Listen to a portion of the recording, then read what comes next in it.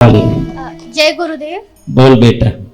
गुरुदेव जी, मेरा दो सवाल है। पहला सवाल ये है कि गायत्री मंत्र कैसे किया जाता है, क्यों करना चाहिए, इसके गुण दोष क्या है और कब करना चाहिए। अच्छा, दूसरा क्या है? दूसरा है, अगर भक्ति का अहंकार हो तो उसे कैसे मिटाया जा सके। एक लकड़ी की गठरी को कोई उठा के चलता है तो चलते चलते धीरे धीरे वो बंधा हुआ डोरा ढीला पड़ता जाएगा कि नहीं। अब डोरा ढीला पड़ता है तो वो गांठ टाइट होता जाएगा कि नहीं डोरा ढीला पड़ने से। तो अब ये गठरी का गांठ डोरे को खोलोगे कैसे, एक नया डोरे से गांठ बांधना पड़ेगा। तो वो पुराना वाला डोरा ऐसे ही निकल जाएगा, क्योंकि अब वो गठरी एकदम टाइट हो गई तो पुराना ढीला निकलेगा।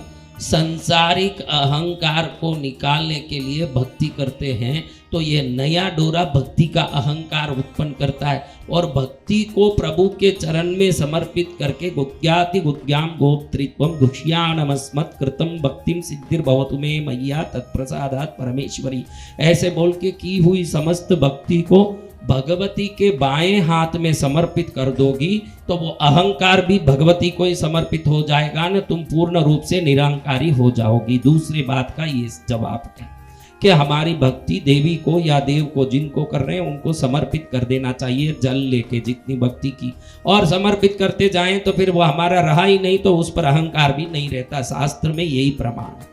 गायत्री का इतने लोगों के सामने बोल नहीं सकता कि गुण दोष क्या है, कितने बजे पूजा करना, क्योंकि वो सब एक गुप्त रूप से सिखाई जाने वाली विद्या है। लेकिन इतना कहूंगा कि गायत्री के हर एक अक्षर में एक देवता, एक ऋषि, एक चंद, एक वर्ण, ये सब निवास करते हैं। जितने अक्षर हैं उतने ऋषि, उतने देवता उस गायत्री में निवास करते हैं।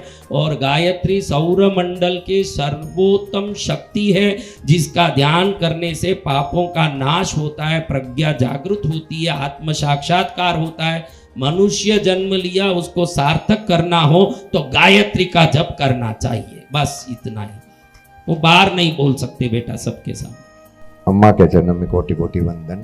अम्मा, मेरा एक सवाल है। हम घर में जब पूजा करते हैं पार्श्वनाथ की, कुछ लोग बोलते हैं अगर पार्श्वनाथ की पूजा करनी है तो रोज पक्षाल करना जरूरी है। जरूरी नहीं है। ओके, धन्यवाद। जरूरी नहीं है। आप कैसे पूजा करोगे, जो आपने संकल्प किया है उस मर्जी से आप पूजा करोगे। देखो, केदारनाथ जाओ आप लोग, कहाँ जाओ, केदारनाथ में जाके देखो, मंदिर के अंदर पुजारी स्वेटर पहन के पूजा कर रहा है। किसकी पूजा? शिव की। केदारनाथ है कौन? शिव। अंदर देखा ना आपने, स्वेटर टोपी सब पहन के पूजा कर रहा है। रामेश्वरम में जाओ आप, स्वेटर टोपी तो छोड़ो, बनियान भी नहीं, खाली कच्चा पहन के मतलब पुजारी पूजा कर रहा है। वहां रामेश्वरम में कौन है? तो समय, वातावरण, व्यवस्थाओं के अनुसार पूजाएं अपनी सुविधा से की जाती है। केदारनाथ में ठंड बहुत है तो वहाँ स्वेटर पहन के पूजा की जाती है। केरल में तिरुवनंतपुरम में पद्मनाभ स्वामी को देखो तो आप सबको शर्ट बनियान खोल के ही दर्शन करने अंदर जाना पड़ता है।